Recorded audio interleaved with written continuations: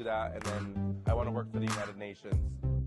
We got on those rideables. Oh yeah, the rideables are so cute. I love that. That was so much fun. 20 of us. Didn't they say that we were... Well, it didn't scare you away. You're still here, and you're planning on staying another night. So, Christian, Hello. let's just dive right on into Okay. it.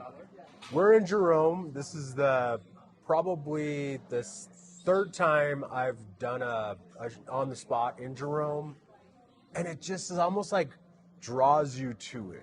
Yeah. And honestly. we just got off of this amazing birthday weekend. Yeah. for So you. it was so much fun, That actually. big 2-5. Yeah. It was the best. It was honestly the best. It was my best birthday. It was pretty incredible. We started in Scottsdale.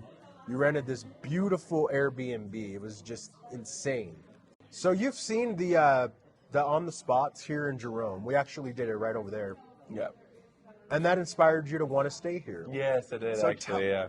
Tell us what inspired you. What do you like about Jerome? What drew you here? Honestly, I'm really into like haunted things. I loved ghost adventures growing up. I grew up in a haunted house. So honestly, like yeah, and I love the Old West too. Like I was born and raised in Vegas, and we don't have that Old West charm anymore that we used to. Yeah. You know, and like I feel like we have that old Jerome has that Old West charm, and it's like as you know as the years go by, and like you know like the Old West just becomes like old history.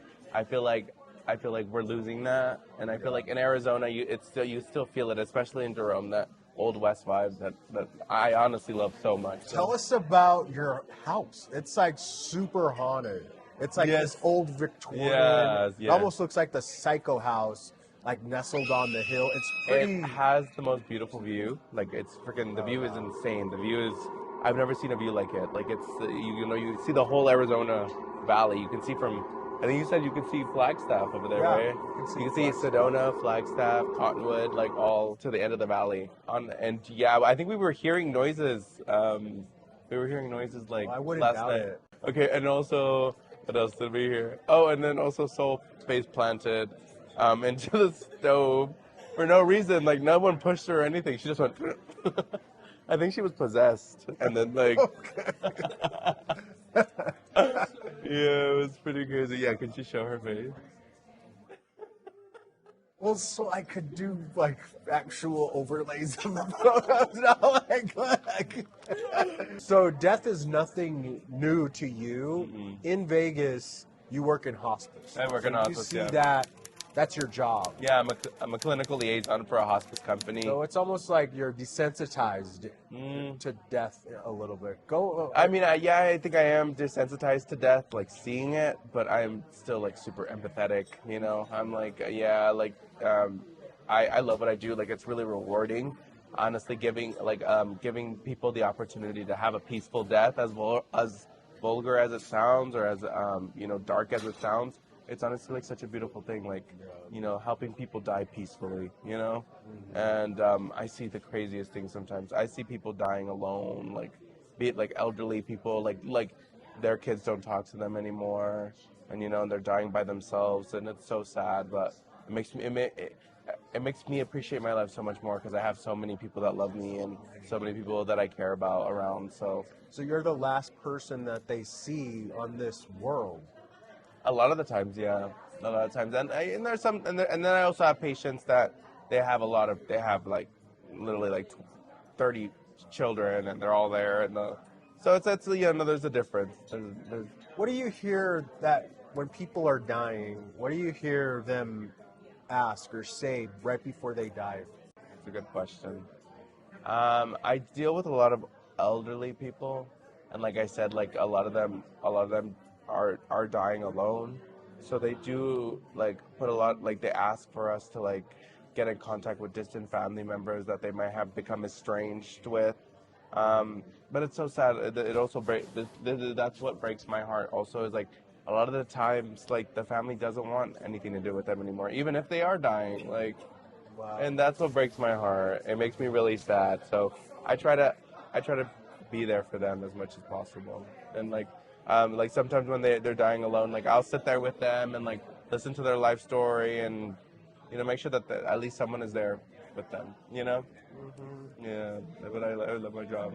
Where do you live in Las Vegas? I live, right now I live in Aliante. I live in northern Vegas, basically. The very edge, actually. I moved back in with my mom, and she lives at the very, very edge of Vegas. Like literally, like her backyard, like you could see the mountains, like right there, basically. How was that? Honestly, I hate it. I've always hated it. I went to high school in that area.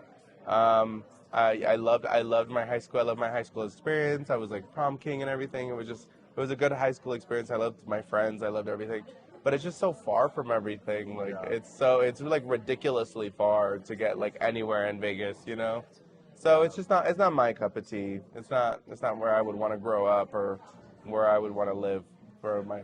So Christian's mom is my business partner, and she's just incredible. Like she and I, our business, the way we do business together is just spot on. Yeah, I love her. And we've become a big family. Yes, we have. We're a huge family. Yeah, I love them. I love Julian. I love Julian's sister Trine, Sol, Nick. Yeah, our family's just really meshed. Has really, you know, we're a blended family now. Yeah. And me and Sol, it's actually crazy because me and Sol went to high school well, not high school together, but we were mutual friends in high school. Yeah. And then Julian and Trine met my mom at just like a pool one day. Yeah, at the Ogden downtown Las Vegas. At the Ogden, yeah. It was just crazy. So I know you're looking to move out. Mm-hmm. Where have you looked at different places? I know you looked in Summerlin. I know you've looked in Henderson. Mm-hmm. What are some good areas that you could like tell the audience? Because a lot of the audience are from other places looking to move to Vegas. Yeah, honestly, I love Henderson. Seven Hills area, Anthem. That's probably where I would want to live for sure. Yeah, Seven Hills, Anthem. They're more of a homey, like a upscale, Very upscale suburban area. Yeah. So what are you working on these days? If it's not dealing with death. I really want to become a diplomat. How do you even where do you even start? I've Well- never had that desire. Well, so I'm like on a crossroads right now because I'm also going to school for I'm going to the LA Film School to become basically do marketing for the movies and stuff. But I've also my whole life I've wanted to become a diplomat. You actually don't need a degree to become a diplomat. There's just this very difficult test that they do every 3 months. You would go to you go to town hall in Vegas and you go take the test. It's a very difficult test. It's a 3-part test where the third part is you're in a room full of other diplomats and they ask you questions and you basically have to answer questions about foreign affairs and stuff. Apparently it's a very difficult test, but you don't have to actually get a degree to do that. But I want to do that, and then I want to work for the United Nations. So I want to get my degree in marketing, and then also become a diplomat, and then do marketing for the United Nations. What was I just thinking back to this weekend? It was crazy. We went downtown Scottsdale. We got on those rideables. No, yeah, the rideables are so cute. I love that. That was so much fun. 20 of us. Didn't they say that we were the largest group? Yeah, We were just like this rideables. We're sitting on these. It looked like stuffed animals. Pretty much. I had a piñata. I was in a cactus. There was a unicorn. Yeah. That was so much fun. Everybody's just like, whoa, what is happening? Why are there so many we were little of these? celebrities. We were everyone. I honestly I don't know how many times we were just riding around and people were recording us the whole time. Yeah, no, that was a great. That was so fun. Yeah, I love that. I know you planned all this out. Mm-hmm. You could do a whole bachelorette parties, do the whole thing. I know, I was you thinking could about just that. do After that. how successful this trip was for my birthday, it was honestly my best birthday of ever. It was the most fun. And I wasn't I didn't really make it I wasn't really focused on friends. I was focused on the family. I wanted to be around my family. And honestly, it was so worth it. I think that I could definitely be a good party planner for sure. I just got promoted at my job. I'm a clinical liaison for the hospice company, but now I just got promoted to do marketing for them and do the fundraising because we are a nonprofit hospice as well. Nathan Adelson, we're the only nonprofit hospice in Las Vegas. So basically, like my new job is like we do marketing. We also do fundraisers. We're gonna to get money for our foundation. We have a foundation aspect in our hospice, and like basically like we do a lot of charity work and things like that. So like let's say that there's like an elderly person in our under our services who can't afford to pay for their air conditioning, and especially like if summer and things, our foundation will take care of them and pay for the it's really beautiful. It's a really beautiful thing. But my job now is like to do the fundraising for it. Okay. And like, we throw events and things like that. And now my job is also to organize those events and things like that. So I think I'm going to gain a lot of experience, and maybe I should get into like wedding planning now. I feel like that'd be fun. I feel like I'd be really good at that. So give us some highlights of last night's ghost tour. I think my grandpa came through. She says that happens sometimes. I heard my grandpa's voice. Well, I know I know you, and I know you're a very intuitive, you're psychic. And Every tarot cards and stuff. You read all of our tarot cards. Yeah, I'm like the family tarot card reader. So if anybody could pick up on spirits, it would be you. Yeah. So how was that experience? We went into the haunted here in Jerome, and honestly, it's so small. This town is tiny. But we went into the haunted high school, and we went into the basement. There was bats everywhere. It was just so creepy. And I was like asking like, hello, like who's there? And I heard my grandpa's voice that said Christian. Thank God. I heard my grandpa's voice, and you could even ask Courtney. Courtney was like, what the hell? I was like, Grandpa Joe, and he's like, yes. And it was really crazy, and I started crying. Like I was really crying. Like I was like, Grandpa, is that you? Is that you? And it didn't come back. Like I think that's all I heard. It was really sad. I was really happy that I think that my grandpa did come through. It wasn't creepy. It was just like, okay, I feel you. I hear you. I see you. Yeah, exactly. Like it wasn't like I'm sure he was trying to do a message, but it was amazing. Like I really did hear my grandpa. I heard his voice. Those EVP, I think that's what it's called. Yeah. They really pick up on the person's voice really well. Oh, wow. I heard my grandpa's voice. My grandpa has a very distinct voice, and I heard it. It was crazy. I heard Christian, and just like how my grandpa would say it. And you could tell the difference between with the little things. You could tell the difference between a male, a female, or a child's voice. Like it's really distinct. It's crazy. I don't even know how that. Well, it didn't scare you away. You're still here, and you're planning on staying another night. Yeah, we are. Yeah. See, Ouija board is like next level. I remember playing them as a kid. Yeah. But I don't think as an adult, like it's too real. Yeah. When you're an adult, like you would get, especially in a haunted house. You guys are staying at a haunted house. Very haunted house. Yeah. In a haunted entire city. Yeah. So it would be some real shit going down. Yeah, I think you know what is so crazy about Jerome though is that it has a really dark history. Like Jerome has a very sinister history. Like a lot happened here, but at the same time, I'm really like I read tarot cards and everything. I'm very like.